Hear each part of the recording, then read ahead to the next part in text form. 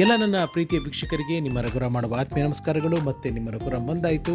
ಈ ಸಿನಿಮಾ ಸರಸ್ವತಿಯಲ್ಲಿ ನಮ್ಮ ಹಿರಿಯ ನಟ ಶ್ರೀ LS ಸುಧೀಂದ್ರ ಅವರ ಹುಡುಕಾಟದ ಆ ಒಂದು ಪ್ರೊಸೀಜರ್ನ, ಆ ಒಂದು ಪದ್ಧತಿನ ಮುಂದುವರ್ಸೋಕ್ಕೆ ಶುರು ಮಾಡಾಯಿತು. ನೆನೆ ಹೇಳಿದ್ದೆ ಪಾಲ್ ಸುದರ್ಶನ್ ಸರ್ ನಾನು ಮೆಸೇಜ್ ಮಾಡಿದ್ದೆ ಮೆಸೆಂಜರ್ಲಿ ಅಂತ. So nice of him. ಅವ್ರ ನಂಬರ್ನ ಬೆಳಗ್ಗೆನೇ ಕಳಿಸಿದ್ರು, ಒಂದು 6-6:30 ನೆನೆ. ನಾನು ಸ್ವಲ್ಪ ಒಂದು 7:30 ಆದಮೇಲೆ ಅವ್ರಿಗೆ ಮೆಸೇಜ್ ಮಾಡಿ ಫೋನ್ ಅಂದರು, ಮಾತಾಡಿದೆ. ಸುಧೀಂದ್ರ ಸರ್ ಬಗ್ಗೆ ಅವರ ಕೆಲವು ಪ್ರೊಫೆಷನಲ್ ವಿಚಾರಗಳ ಬಗ್ಗೆ ಅವ್ರಿಗೆ ಏನು ಗೊತ್ತಿದೆ, ಯಾಕೆಂದರೆ ಮೊದಲನೇ ನಾಟಕ ಸುದರ್ಶನ್ ಸರ್ ಜೊತೆಗೆ ಮಾಡಿದ್ದವರು, ಅದರ ಬಗ್ಗೆ ಹಾಗೂ ಅವರ ಕೆಲವು ವಿಶೇಷ ಗುಣಗಳ ಬಗ್ಗೆ ಒಂದಿಷ್ಟು ಮಾಹಿತಿನ ಸುದರ್ಶನ್ ಸರ್ ನಮ್ಮ ಜೊತೆಗೆ ಹಂಚ್ಕೊಂಡ್ರು. ಪಾಲ್ ಸುದರ್ಶನ್ ಸರ್ ಏನು ಮಾತಾಡಿದ್ರು ನಿಮ್ಮ ಮುಂದೆ. ಹಲೋ ಸರ್, ಸುದರ್ಶನ್ ಅವರ ಸರ್ ನಮಸ್ಕಾರ. ನಮಸ್ಕಾರ ಸರ್, ಹೇಳಿ. So nice talking to you sir. ನಾನು ಫೋನ್ ಮಾಡಿದ ಉದ್ದೇಶ ಏನಂದ್ರೆ, ನಾನು ನಮ್ಮ ಸುಧೀಂದ್ರ ಅಂತ ಕಲಾವಿದರು ನಿಮ್ಮ ನಾಟಕದಲ್ಲೆಲ್ಲ ಅಭಿನಯಿಸಿದ್ರಲ್ಲ ಸರ್, ಸುಣ್ಣ ಹಚ್ಚಿದ ಸಮಾಧಿ. ಸುಣ್ಣ ಹಚ್ಚಿದ ಸಮಾಧಿಗಳು, ಸುಧೀಂದ್ರ ಅವ್ರ ಬಗ್ಗೆ ಏನಾದ್ರು ಒಂದಿಷ್ಟು ಮಾಹಿತಿ ನಿಮ್ಮಿಂದ ಸಿಗ್ಬೋದೇನೋ ಅಂತ ಫೋನ್ ಮಾಡಿದೆ ಸರ್. ಸುಧೀಂದ್ರ ಅವರ ಬಗ್ಗೆ ವೈಯಕ್ತಿಕವಾದ ಮಾಹಿತಿ ನನ್ನ ಹತ್ರ ಇಲ್ಲ. ನಾನು ಅವ್ರನ್ನ ಭೇಟಿ ಮಾಡಿದ್ದು ಕಲಾಕ್ಷೇತ್ರದಲ್ಲಿ ಅಂದಾಜು 1985 ಆಸುಪಾಸಿನಲ್ಲಿ ಅಂತ ಕಾಣುತ್ತೆ. ಆಗ ಕನ್ನಡ ಹವ್ಯಾಸಿ ರಂಗಭೂಮಿ ಸಂಭ್ರಮಿಸ್ತಿದ್ದ ಕಾಲ. ಆರ್ ನಾಗೇಶ್, ಪ್ರಸನ್ನ, ರಾಜಾರಾಮು ಇವರೆಲ್ಲ ಬಹಳ ಬ್ಯುಸಿಯಾಗಿ ಕನ್ನಡ ರಂಗಭೂಮಿ, ಹವ್ಯಾಸಿ ರಂಗಭೂಮಿನ ಕಟ್ಟುತ್ತಿದ್ದ ಕಾಲ. ಆಗ ನಾನು ಕಲಾಕ್ಷೇತ್ರಕ್ಕೆ ಎಂಟ್ರಿ ಕೊಟ್ಟಿದ್ದೆ. ಆ ಉರುಪು, ಉತ್ಸಾಹ, ಹುಮ್ಮಸ್ಸಿಂದ ಒಂದು ನಾಟಕ ಬರೆದೆ, ಸುಣ್ಣ ಹಚ್ಚಿದ ಸಮಾಧಿಗಳು. ಆ ಟೈಟ್ಲ್ ಎಷ್ಟು ಚೆನ್ನಾಗಿದೆ ಸರ್, ಸುಣ್ಣ ಹಚ್ಚಿದ ಸಮಾಧಿಗಳು. ಅದು ಬೈಬಲ್ ವರ್ಡ್. ಅದು ವೆರಿ ನೈಸ್, ವೆರಿ ನೈಸ್. ಮನುಷ್ಯನ್ಗೆ ಸಮಾಧಿ ಹೋಲಿಸಿ ಒಂದು ಸೆಂಟೆನ್ಸ್ ಬರುತ್ತೆ, ಅದ್ರಲ್ಲಿ ಸುಣ್ಣ ಹಚ್ಚಿದ ಸಮಾಧಿ ಇದೆ. ಅದು ನನಗೆ ಕ್ಯಾಚ್ ಆಯ್ತು. ಅದರ ಮೇಲೆ ನಾನು ಒಂದು ನಾಟಕ ಬರೆದೆ. ಅದರಲ್ಲಿ 3 ಕ್ಯಾರೆಕ್ಟರ್ ಬರುತ್ತೆ. ಒಂದು ಸ್ಮಶಾನದ ಕಾವಲ್ಗಾರ ರಾಬರ್ಟ್, ಅವನು ಚರ್ಚಿಂದ ಅಫಿಷಿಯಲ್. ಇವು ತಮ್ಮಿ ಮತ್ತು ವೇಲನ್ ಒಂದು 2 ಕ್ಯಾರೆಕ್ಟರ್. ಅವರು ಅಲ್ಲೇ ಇರ್ತಕ್ಕಂಥವ್ರು. ಅವ್ರಿಗೇನು ಅಡ್ರೆಸ್ಸು, ನೆಲೆ ಏನೂ ಇಲ್ಲ. ಹೆಣ ಬಂದಾಗ ಗುಣಿ ತೋಡೋದು, ಮಣ್ಣು ಮುಚ್ಚೋದು, ಅದೇನು ದುಡ್ಡು ಕೊಡ್ತಾರೋ ಅದರಲ್ಲೇ ಅವ್ರ ಜೀವನ ಮಾಡೋದು. ಆ ಸ್ಮಶಾನದಲ್ಲೇ ಇರ್ತಕ್ಕಂಥದ್ದು. ವೆರಿ ಎರಡೂ ಡೌನ್ ಟು ಅರ್ತ್ ಕ್ಯಾರೆಕ್ಟರ್, ತಮ್ಮಿ ಮತ್ತು ವೇಲನ್. ಅದು ನನ್ನ ಕಥೆಯ ಟ್ರಂಪ್ ಕಾರ್ಡ್ ಪಾತ್ರಗಳು ಅಂತ ಹೇಳಿದ್ರೆ ಉತ್ಪ್ರೇಕ್ಷೆ ಆಗ್ಲಾರ್ದು. ವೇಲನ್ ಕ್ಯಾರೆಕ್ಟರ್ನ ಮೇಷ್ಟ್ರು ಮಾಡಿದ್ರು, ತಂಬಿ ಕ್ಯಾರೆಕ್ಟರ್ನ ಸುಧೀಂದ್ರ ಅವ್ರು ಮಾಡಿದ್ರು. ಓಕೆ, ಸುಧೀಂದ್ರ ಅವ್ರನ್ನೇ ಈ ಪಾತ್ರ ಮಾಡಿಸ್ಬೇಕು ನೀವು ಆಯ್ಕೆ ಮಾಡಿದ್ ಹೇಗೆ ಸರ್? ದೇಹದ ಆಕೃತಿ, ಬಾಡಿ ಲ್ಯಾಂಗ್ವೇಜು, ಆಮೇಲೆ ಆ ಮನುಷ್ಯನಲ್ಲಿ ಎಲ್ಲದಕ್ಕಿಂತ ಹೆಚ್ಚಾಗಿದ್ದದ್ದು ವಿಟಿ, ಒಂದು ತಮಾಷೆಯ ವ್ಯಕ್ತಿತ್ವ. ಯಾವಾಗ್ಲೂ ಜೋಕ್ ಮಾಡೋರು ಮನುಷ್ಯ. ಫನ್ ಅಂತೀವಲ್ಲ, ಫನ್ ಅಲ್ಲ, ಫನ್ ಮಾಡೋರು. ಆಮೇಲೆ ಈ was apt for that Thambi character. ವೇಲನ್ಗೆ ಅಸಿಸ್ಟೆಂಟ್ ಅವನು. ಬಹಳ ಆಪ್ಟ್ ಆಗಿ ಸೂಟ್ ಆಗಿದ್ದ. ರಾಜಾರಾಮ್ ಸೆಲೆಕ್ಟ್ ಮಾಡಿದ್ರು. ಆಮೇಲೆ ನಮ್ಮ ನಿರೀಕ್ಷೆಗೆ ಸುಧೀಂದ್ರ ಮೋಸ ಮಾಡ್ಲಿಲ್ಲ. ಆ ಪಾತ್ರದೊಳಗೆ ಇಳಿದು ಆ ಪಾತ್ರಕ್ಕೆ ಒಂದು ಬೇರೆನೆ ಕಲ್ಪನೆ ಕೊಟ್ಬಿಟ್ರು. ಅವರು ಆಗ್ಲೇ KS ಆಫೀಸ್ ಆಗಿದ್ರು. ಸುಧೀಂದ್ರ ಅವರು ಫಿಲಂ ಡೆವಲಪ್ಮೆಂಟ್ ಕಾರ್ಪೊರೇಷನ್ MD ಆಗಿದ್ರು. ಅದು ಕಲಾಕ್ಷೇತ್ರಕ್ಕೆ ಸುಪರ್ದಿಗೆ ಬರೋದು. ಸೊ ಅಲ್ಲಿ ಓಪನ್ ಏರ್ ಥಿಯೇಟರ್ ನಲ್ಲಿ ಇವರು ಒಂದು ಪಟ್ಟಾಪಟ್ಟಿ ಚಡ್ಡಿ ಹಾಕೊಂಡು ಭಿಕ್ಷೆ ಬೇಡ ಅಲ್ಯೂಮಿನಿಯಂ ತಟ್ಟೆ ಇಟ್ಕೊಂಡು ಓಡಾಡ್ತಿದ್ರೆ, ಇವತ್ತೇ managing director of the Ravindra Kalakshetra. Imagine ಮಾಡಿ, ಒಬ್ಬ KS ಆಫೀಸರು, IAS ಆಫೀಸರ್ ಇಂದ ಸೂಟು ಬೂಟಲ್ಲಿ ಕಾರಲ್ಲಿ ಬಂದು ಇಳಿಯೋದು, ಗೂರ್ಖಾನ್ಗೆ ಸಲ್ಯೂಟ್ ಹೊಡ್ಸ್ಕೊಳ್ಳೋದು, ಆ ಪಾತ್ರ ಬೇರೆ. ಪಟ್ಟಾಪಟ್ಟಿ ಚಡ್ಡಿನಲ್ಲಿ, ಒಂದು ಅರ್ಕಲ್ ಬನಿಯಲ್ಲಿ ಒಂದು ಭಿಕ್ಷೆ ಬೇಡ ಪಾತ್ರೆ ಇಟ್ಕೊಂಡು ಕಲಾಕ್ಷೇತ್ರ ಎಲ್ಲ ಓಡಾಡೋ ಮನುಷ್ಯ ಲವಲವಿಕೆಯಿಂದ. ಎಲ್ಲರೂ ನಮಸ್ಕಾರ MD ಸರ್ ಅನ್ನೋರು. ಸುಮ್ಮನೆ ನಾನು ಪಾತ್ರ ಮಾಡ್ತಾ ಇದ್ದೀನಿ ಅನ್ನೋ ಮನುಷ್ಯ. ಆ ತರದ ಒಂದು ಲವ್ಲಿ ಕ್ಯಾರೆಕ್ಟರ್ ವಿಚ್ ಯಾವಾಗ ಸರ್ ಸುಧೀಂದ್ರ ಅವರು ಕಾಲವಾಗಿದೆ ಯಾವಾಗ ಸರ್? 90ರ ಆಸುಪಾಸಲ್ಲಿ ಏನ್ ಕಾಣುತ್ತೆ. 97, 98. ಅವ್ರಿಗೆ ಸ್ವಲ್ಪ ಡಯಾಬಿಟಿಸ್ ಜಾಸ್ತಿ ಇತ್ತು. ಕೆಲವು ಸಮಯದಲ್ಲಿ ಉದಾಸೀನ ಮಾಡ್ಬಿಡು. ಆ ಮನುಷ್ಯನಿಗೆ ಸ್ವೀಟ್ಸ್ ಅಂದ್ರೆ ಬಹಳ ಇಷ್ಟ. ಮೈಸೂರು ಪಾಕು, ಜಾಂಗೀರು, ಜಿಲೇಬಿ, ಅದನ್ನ ಅವ್ರು ತಿನ್ನಬಾರ್ದಾಗಿತ್ತು. ತಿನ್ನೋಂತ ಇದಿರ್ಲಿಲ್ಲ, ಪಥ್ಯ ಮಾಡ್ಬೇಕಾಗಿತ್ತು. ನಾಲಿಗೆ ಚಪ್ಪಲ ಏನ್ ಮಾಡ್ತೀರಿ ಮಾಡ್ಬಿಡೋರು. ಅದೇ ಅವ್ರಿಗೆಲ್ಲೋ ಮುಳುವಾಯ್ತು ಅಂತ ನಾನು ಕೇಳಲ್ಪಟ್ಟಿದ್ದೀನಿ. ಅಧಿಕೃತವಾಗಿ ಗೊತ್ತಿಲ್ಲ ನನಗೆ. ನಿಮ್ಗೆ ಆಮೇಲೆ ಸಂಪರ್ಕದಲ್ಲೇ ಇರ್ಲಿಲ್ವಾ ಸರ್ ಸುಧೀಂದ್ರ ಅವರು? ಇದ್ರು, ಸಿಗೋರು ಕಲಾಕ್ಷೇತ್ರದಲ್ಲಿ ಸಿಗೋರು. ಆಗಾಗ ನಾಟಕ ರಿಪೀಟ್ ಆದಾಗ್ಲೆಲ್ಲ ನನ್ನ ಸುಣ್ಣ ಹಚ್ಚಿದ ಸಮಾಧಿ ಅಂತಂದೇ ಕರೆಯೋರು. ಪ್ರತಿ ಶೋನಲ್ಲೂ ಸ್ಪಾಂಟೇನಿಯಸ್ ಆಗಿ ಏನಾದ್ರು ಒಂದು ಹೊಡೆದು ಬಿಡೋರು ಡೈಲಾಗ್. ಡೈಲಾಗ್ ಅದು ಅವ್ರು ಬಿಟ್ಟಿದ್ದು. ಇವಾಗ ಒಂದು ಉದಾಹರಣೆಗೆ ಆ ನಾಟಕದಲ್ಲಿ ಗುಣಿ ತೋಡಕ್ಕೆ ಒಂದಿಬ್ರು ಬರ್ತಾರೆ, ಮನೇಲಿ ಏನೋ ಸಾವಾಗಿರುತ್ತೆ, ಅದನ್ನ ಅಂತ್ಯಕ್ರಿಯೆ ಮಾಡ್ಲಿಕ್ಕೆ ಗುಣಿ ತೋರ್ಸಕ್ ಒಬ್ರು ಬರ್ತಾರೆ. ಸುಮ್ನೆ ಒಂದು ಫಾರ್ಮಾಲಿಟಿ ಹೇಳ್ತಾರೆ, ನೋಡಿ ಆಳ ತೋಡಿ ಬೇಕಾಬಿಟ್ಟಿ ಮಾಡಬೇಡಿ, ನಾವು ಬಾಡಿನ 3 ಗಂಟೆಗೆ ತರ್ತೀವಿ, ಅಷ್ಟೊಳಗೆಲ್ಲ ರೆಡಿ ಇರಬೇಕು ಅಂದ್ಬಿಟ್ಟು ಹೋಗ್ತಾರೆ. ಇದು ನಾಟಕದಲ್ಲಿ ಬರೋ ಸ್ಕ್ರಿಪ್ಟ್ ಅಲ್ಲಿ ಬರೋ ಅಷ್ಟೇ ಡೈಲಾಗ್ ಅದು. ಅವ್ರು ಹೋದ್ಮೇಲೆ ಅವ್ರು ಹೋಗಿದ್ ಕಡೆ ಕೊಂಡು ಓಹೋ ಹಳ್ಳ ತೋರ್ಬೇಕಂತೆ, ಏನಾನ ನೆಟ್ ನಿಲ್ಲಿಸ್ಬಿಟ್ಟು ಉಣ್ತಾರ ಇವರು, ಈ ತರದ್ದೇನೋ ಒಂದು ಹೊಡೆದು ಬಿಡೋರು, ಪಕ್ಕದ ಕ್ಯಾರೆಕ್ಟರ್ಗೂ ನೋವು ಬಂದ್ಬಿಡೋದು ಅವ್ರಿಗೆ. ಆ ತರದ್ದು ಬಹಳ ಸರ್ಕಮ್ಸ್ಟೆನ್ಷಿಯಲ್ ಇಂಪ್ರೂವೈಸೇಷನ್ಸ್ ಬಹಳ ಮಾಡೋರು. ಅವ್ರ ಕುಟುಂಬದ ಬಗ್ಗೆ ಏನು ಮಾಹಿತಿ ಇಲ್ಲ ಸರ್ ನಿಮ್ಮ ಹತ್ರ? ನನ್ನ ಹತ್ರ ಏನೋ ಅಂತ ಮಾಹಿತಿ ಇಲ್ಲ. ಅವರು ನನಗೆ ಆಫೀಸ್ ಸಂಬಂಧವಾಗಿ ಕೆಲವು ಸಲ, ನಾನು ಕರ್ನಾಟಕ ಮಿಲ್ಕ್ ಫೆಡರೇಷನ್ ಅಲ್ಲಿ ಇದ್ದೆ, ಇವರು ಗೌರ್ಮೆಂಟ್ ಆಫೀಸ್ ನಲ್ಲಿ ಕೆಲಸ ಮಾಡ್ತಿದ್ರು. ಈ ಆಫೀಸಿಂದ ಆ ಆಫೀಸ್ಗೆ ಏನೋ ಸಂಬಂಧ ಇತ್ತು.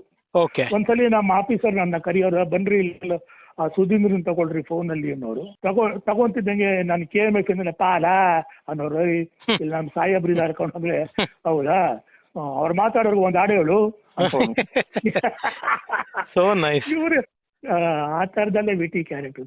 ತುಂಬಾ ಜೋಯಲ್ ಮನುಷ್ಯ, ಯಾವ್ದೇ ಪಾತ್ರ ಕೊಟ್ರು ಅದ್ರ ಒಳಗೆ ಇಳಿದು ಪರಕಾಯ ಪ್ರವೇಶ ಮಾಡೋರು ಅಂತ ನಟ ನಾನು ಬಹಳ ಅಪರೂಪ ಕಂಡದ್ದು. ಇವಾಗ ಅವ್ರ ಬಗ್ಗೆ ಇನ್ನಷ್ಟೇನಾದ್ರು ನಾವು ತಿಳ್ಕೊಬೇಕು ಅಂದ್ರೆ ಯಾರನ್ನ ಸಂಪರ್ಕ ಮಾಡಿದ್ರೆ ಸಿಗ್ಬಹುದು ಸರ್? ಮೇಸ್ಟ್ರು ರಾಜಾರಾಮು, ರಿಚರ್ಡ್ ಲೂಯಿಸ್. ಮೇಸ್ಟ್ರು ಅಂದ್ರೆ ನಮ್ಮ ಕಾಂಟ್ಯಾಕ್ಟ್ ಮಾಡಿದ್ರೆ ಮೇಸ್ಟ್ರು ಅಂದ್ರೆ ನಮ್ಮ ಶ್ರೀನಿವಾಸ್. ಅವರು ಸಮಕಾಲಿಕರು, ಅವ್ರು ಒಟ್ಟಿಗೆ ಇದ್ದವರು. ಸರಿ ಸರ್, ನಾನು ಮಾತಾಡಿ ನೋಡ್ತೀನಿ ಒಂದ್ಸತಿ. ಥ್ಯಾಂಕ್ ಯು ಸರ್, ಒಬ್ಲೈಜ್ ಮಾಡಿದ್ದಕ್ಕೆ ತುಂಬಾ thanks Sudarshan. Thank you pal Sudarshan sir, ತುಂಬ ಥ್ಯಾಂಕ್ಸ್. ಅತಿ ಶೀಘ್ರದಲ್ಲಿ ನಿಮ್ಮನ್ನು ಭೇಟಿ ಆಗ್ತೀನಿ. ಸೊ ಅವ್ರು ಕೊಟ್ಟಿದ್ದ ಲೀಡು ಶ್ರೀನಿವಾಸ್ ಮೇಷ್ಟ್ರು, ನಮ್ಮ ರಾಜಾರಾಮ್ ಅವರು, ರಿಚರ್ಡ್ ಲೂಯಿಸ್ ಅವರು. ಸೊ ರಾಜಾರಾಮ್ ಸರ್ ನನಗೆ ಚೆನ್ನಾಗಿ ಪರಿಚಯ, ಅಜಿತನ ಸಾಹಸಗಳು ಖ್ಯಾತಿಯ ರಾಜಾರಾಮ್ ಅವರು. ಅವ್ರಿಗೆ ನಾನು ಲಾಸ್ಟ್ ವೀಕಿಂದನೂ ಟ್ರೈ ಮಾಡ್ತಾ ಇದ್ದೀನಿ, ಫೋನ್ ಮಾಡ್ತಾ ಇದ್ದೀನಿ, ವಾಟ್ಸಪ್ ಕಳಿಸಿದ್ದೀನಿ, ಯಾವುದಕ್ಕೂ ಅವ್ರದ್ದು ರಿಪ್ಲೈ ಇಲ್ಲ. ಸೊ ಕಲಾ ಗಂಗೋತ್ರಿ ಬಳಗ ಅಂದ ತಕ್ಷಣ ನಮ್ಮ ಕಲಾ ಗಂಗೋತ್ರಿ ಕಿಟ್ಟಿ ಅವ್ರಿಗೆ ಕರೆ ಮಾಡಿದೆ, ಅವ್ರಿಗೇನಾದರೂ ಸುಧೀಂದ್ರ ಸರ್ ಬಗ್ಗೆ ಮಾಹಿತಿ ಇದೆಯಾ ಅಂತ. ಸೊ ಕಿಟ್ಟಿ ಸರ್ ಫೋನ್ ತೊಗೊಂಡು ಮಾತಾಡಿದ್ದು ಹೀಗೆ. ನಮಸ್ತೆ ಕಿಟ್ಟಿ ಸರ್, ರಘುರಾಮ್ ಮಾತಾಡ್ತಾ ಇದ್ದೀನಿ. ಕಿಟ್ಟಿ ಸರ್ ಗೊತ್ತಾಯ್ತು ಹೇಳಿ. ನಮ್ಮ ಸುಧೀಂದ್ರ ಅಂತ ಆರ್ಟಿಸ್ಟ್ ಇದ್ರು, ಗೊತ್ತಲ್ಲ ಕಿಟ್ಟಿ ಸರ್ ನಿಮ್ಗೆ? ಎಲ್ ಎಸ್ ಸುಧೀಂದ್ರ ಅವ್ರ ಬಗ್ಗೆ ಒಂದು ಸ್ಟೋರಿ ಮಾಡ್ತಾ ಇದ್ದೆ. ಅವರು ನಮ್ಮ ಕಲಾ ಗಂಗೋತ್ರಿ ಬಳಗಕ್ಕೆ ಸ್ವಲ್ಪ ಹತ್ರವಾದವರು ಅಂತ ಕೇಳ್ಪಟ್ಟೆ. ಏನಾದ್ರೂ ಸುಧೀಂದ್ರ ಸರ್ ಬಗ್ಗೆ ನಿಮ್ಗೆ ಏನಾದ್ರೂ ವಿಷಯ ಗೊತ್ತಿದ್ಯಾ ಅಂತ ಕೇಳಕ್ ಮಾಡಿದೆ ಕಿಟ್ಟಿ ಸರ್. ನನಗಿಂತ ರಾಜಾರಾಮ್ಗೆ ಗೊತ್ತಿರುತ್ತೆ. ಇನ್ನೊಬ್ಬ ರಿಚರ್ಡ್ ಲೂಯಿಸ್ ಅಂತ ಇದ್ದಾನೆ, ನಿಮ್ಗೆ ಗೊತ್ತಲ್ವಾ? ರಿಚರ್ಡ್ ಲೂಯಿಸ್ ಗೊತ್ತು ಸರ್, ಗೊತ್ತು. ಅವ್ನ್ ಹಿಡ್ಕೊಳ್ಳಿ, ಅವನಿಗೆಲ್ಲ ಗೊತ್ತಿರುತ್ತೆ. ಹೌದಾ?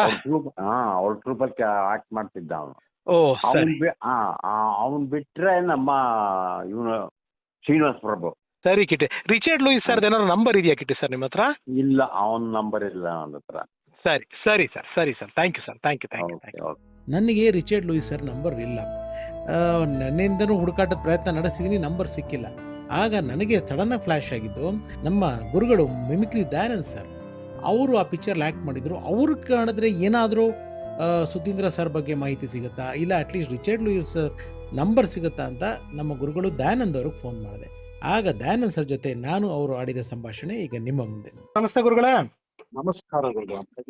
ಈ LS ಸುಧೀಂದ್ರ ಅಂತ ಇದ್ರಲ್ಲ ಗುರುಗಳೇ, ಒಬ್ರು ನಮ್ಮ ಕಾಮಿಡಿ ಆಕ್ಟರ್ ಎಲ್ಲ ಮಾಡೋರಲ್ಲ, ನೀವು ಅವ್ರ ಜೊತೆ ಪಿಕ್ಚರ್ ಅಲ್ಲೂ ಮಾಡಿದಿರಾ ಗುರುಗಳೇ? ನೀವು ಕಾಡಿನ ಬೆಂಕಿಲ್ ಮಾಡಿದಿರಾ ಗುರುಗಳೇ? ಇವರು ಆಫೀಸರ್ ಆಗಿದ್ರಲ್ಲ. ಅವ್ರ ಫ್ಯಾಮಿಲಿ ಬಗ್ಗೆ ಏನು ಡೀಟೇಲ್ಸ್ ಸಿಗ್ತಿಲ್ಲ, ಏನಾದ್ರೂ ಗೊತ್ತಿಲ್ವಾ ಗುರುಗಳೇ? ಏನು ಗೊತ್ತಿಲ್ಲ. ಅವ್ರನ್ನ ನಾನು ಜಯನಗರ ಇದಿದೆಯಲ್ಲ ಕಾಂಪ್ಲೆಕ್ಸ್, ಅದ್ರ ಮೇಲೆ ಆಫೀಸ್ ಇತ್ತು, ಪುಟ್ಟಣ್ಣ ಥಿಯೇಟರ್ ಹತ್ರ. ಪುಟ್ಟಣ್ಣ ಥಿಯೇಟರ್ ಅಲ್ಲಿ ಅವಾಗ ಅವ್ರನ್ನ ಮೀಟ್ ಮಾಡಿದ್ದು. ಆಮೇಲೆ ಕಾಡಿನ ಬೆಂಕಿ ಚಿತ್ರದಲ್ಲಿ ಆಕ್ಟ್ ಮಾಡಿದ್ವಿ. ಅವರು ಒಂದು ಒಳ್ಳೆ ರೋಲ್ ಮಾಡಿದ್ರು, ನಾನು ಮೇಟಿ ರೋಲ್ ಅವ್ರು ಮಾಡಿದ್ರು. ಹೌದು. ಕಾಂಟ್ರಾಕ್ಟರ್ ಗೋವಿಂದಯ್ಯ ಅಂತ ನಾನು ಒಂದು ರೋಲ್ ಮಾಡಿದ್ದೆ. ಬಹಳ ಇಂಟೆಲೆಕ್ಚುಯಲ್ ಪರ್ಸನ್ ಅವರು.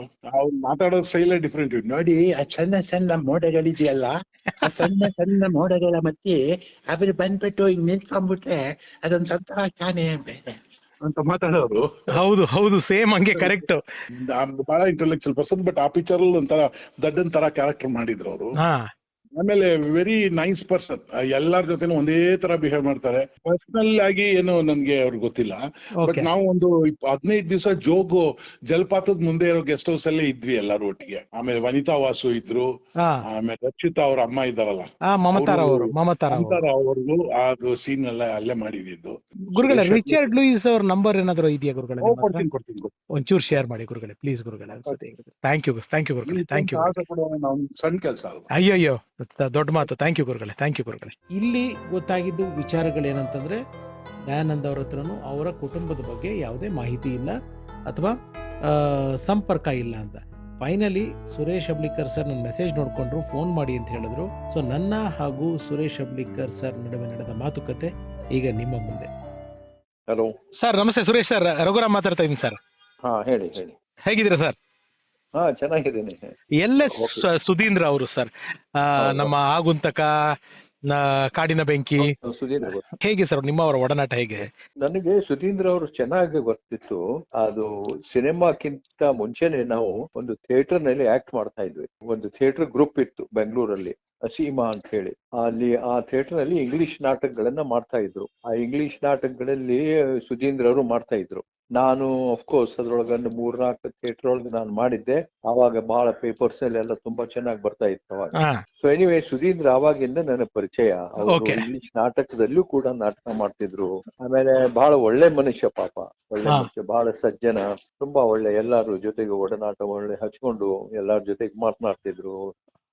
ಒಂದು ರೀತಿಯಿಂದ ನನ್ನ ಮೇಲೆ ತುಂಬಾ ಅವ್ರಿಗೆ ಪ್ರೀತಿ ಇತ್ತು, ಯಾಕ ಗೊತ್ತಿಲ್ಲ. ಸೊ ನಾನು ಸಿನಿಮಾದಲ್ಲಿ ಅವ್ರಿಗೆ ನಾನು ಆಗಂತುಕ ಮಾಡ್ಬೇಕಾದ್ರೆ ಅವ್ರಿಗೆ ಒಂದು ರೋಲ್ ಕೊಟ್ಟಿದ್ದೆ, ಒಳ್ಳೆ ರೋಲ್, ಒಳ್ಳೆ ಕ್ಯಾರೆಕ್ಟರ್ ಅದು. ನಿಮ್ ಕಾಡಿನ ಬೆಂಕಿಲ ಅವ್ರ ಪಾತ್ರ ಸರ್, ಮೈ ಗಾಡ್, ಎಷ್ಟು ಚೆನ್ನಾಗಿ, ಎಷ್ಟು ನೈಜವಾಗಿ ಮಾಡಿಸಿದಿರ ಅವ್ರ ಹತ್ರ ಅಂದ್ರೆ. ಅವರು ಕೂಡ ಅಷ್ಟೇ ಅದ್ಭುತವಾಗಿ ಪರ್ಫಾರ್ಮ್ ಮಾಡಿದ್ರು ಸರ್ ಅದರಲ್ಲಿ. ವಂಡರ್ಫುಲ್ ಮಾಡಿದ್ರು ಕ್ಯಾರೆಕ್ಟರ್.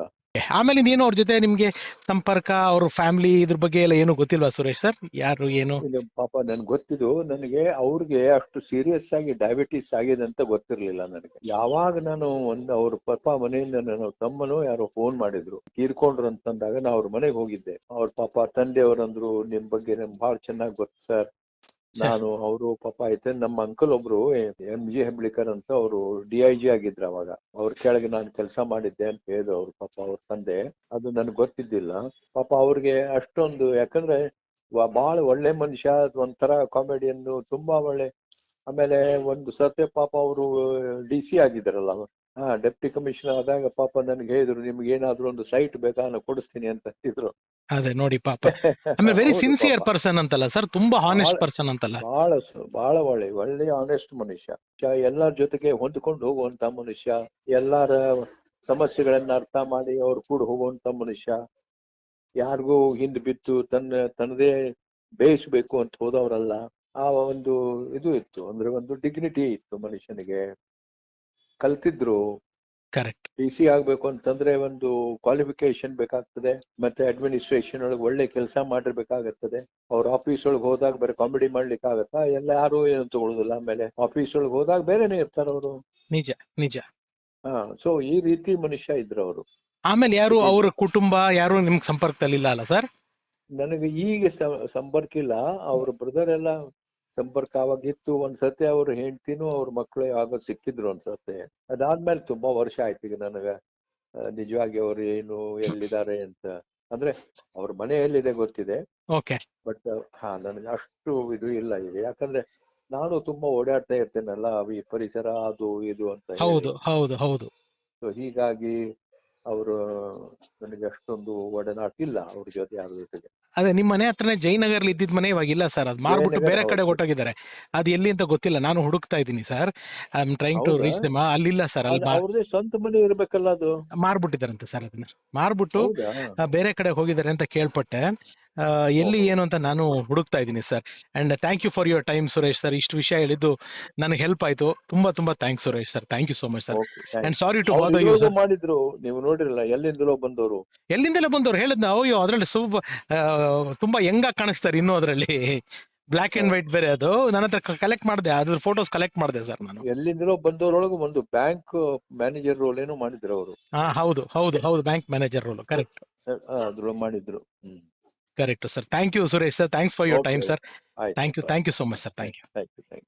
ಇಲ್ಲೂ ಕೂಡ ಅಗೇನ್ ಸರ್ಗೂ ಕೂಡ ಅವ್ರ ಫ್ಯಾಮಿಲಿ ಬಗ್ಗೆ ಗೊತ್ತಿಲ್ಲ. ಅವ್ರಿಗೆ ನಾನೇ ಒಂದು ವಿಷಯ ಅಪ್ಡೇಟ್ ಮಾಡಿದೆ, ಅವ್ರ ಜಯನಗರ್ ಮನೆ ಇಲ್ಲ, ಇವಾಗ ಅವರು ಬೇರೆ ಕಡೆಗಿದ್ದಾರೆ ಅಂತ. ಸೊ ನನ್ನ ಹುಡುಕಾಟ, ನನಗೆ ನನ್ನ ಸೋರ್ಸ್ಗಳಿಂದ ಟ್ರೈ ಮಾಡಿದಾಗ ಗೊತ್ತಾಗಿದ್ದು ಅವರ ಮನೆ ಮಾರಿದ್ದಾರೆ ಅಂತ. ಇವಾಗ ಎಲ್ಲಿದ್ದಾರೆ ಅವ್ರ ಫ್ಯಾಮಿಲಿ, ಎಷ್ಟು ಜನ ಮಕ್ಕಳು, ಏನು, ಇದೆಲ್ಲವೂ ಕಲೆ ಹಾಕ್ತಾ ಇದ್ದೀನಿ. ನಿಮಗೆ ಮುಂದಿನ ಕಂತುಗಳಲ್ಲಿ ಅದನ್ನು ತಿಳಿಸ್ತೀನಿ. ಇದ್ರ ಮಧ್ಯದಲ್ಲಿ ನಮ್ಮ Rajesh sir, dubbing artist Rajesh ಅವರು, ಅವ್ರು ಸಂದರ್ಶನ ಮಾಡಿದ್ರು, ರಘುವೀರ್ ಸರ್ಗೆ ವಾಯ್ಸ್ ಓವರ್ ಕೊಡ್ತಿದ್ರಲ್ಲ, ಆ ರಾಜೇಶ್ ಸರ್ ನನಗೆ ವಾಯ್ಸ್ ನೋಟ್ ಕಳಿಸಿದ್ರು ಸುಧೀಂದ್ರ ಸರ್ ಬಗ್ಗೆ. ಎಡವಟ್ ಅಣ್ಣಯ್ಯ ಅವರು ಅವ್ರ ಜೊತೆಗೆ ಆ್ಯಕ್ಟ್ ಮಾಡಿದರು, ತುಂಬ ಫೇಮಸ್ ಧಾರಾವಾಹಿ. ಒಂದಿಷ್ಟು ಮಾತುಕತೆ ಕೊಟ್ಟರು. ನಾನು ಕೇಳಿದೆ ಸರ್ ಫೋನಲ್ಲಿ ಮಾತಾಡ್ಬೋದು ಅಂತ. ಶ್ಯೂರ್ ರಘು ಅಂದರು. ಅವ್ರ ಜೊತೆನೂ ಫೋನಲ್ಲಿ ಮಾತಾಡಿದ್ದೀನಿ. ರಿಚರ್ಡ್ ಲೂಯಿಸ್ ಅವ್ರನ್ನ ಸಂಪರ್ಕ ಮಾಡೋಕ್ಕೆ ಪ್ರಯತ್ನ ಪಡ್ತಿದ್ದೀನಿ. ನೋಡೋಣ ಸುಧೀಂದ್ರ ಸರ್ ಅವರ ಕುಟುಂಬ ಏನೇನು ಮಾಹಿತಿ ಸಿಗುತ್ತೆ ಅನ್ನೋದನ್ನು ನಿಮ್ಗೆ ಅಪ್ಡೇಟ್ ಮಾಡ್ಕೊಂಡು ಹೋಗ್ತೀನಿ. ಇದು ಸಿನಿಮಾ ಸರಸ್ವತಿ ಬೆಳ್ಳಿ ಪರದೆಯ ಸತ್ಯ ಕಥೆಗಳ ಪ್ರಸ್ತುತಿ. ನಾನು ನಿಮ್ಮ ರಘುರಾಮ್. ಸರ್ವೇ ಜನ ಸುಖಿನೋ ಭವಂತು. Love you all. ನಮಸ್ಕಾರ.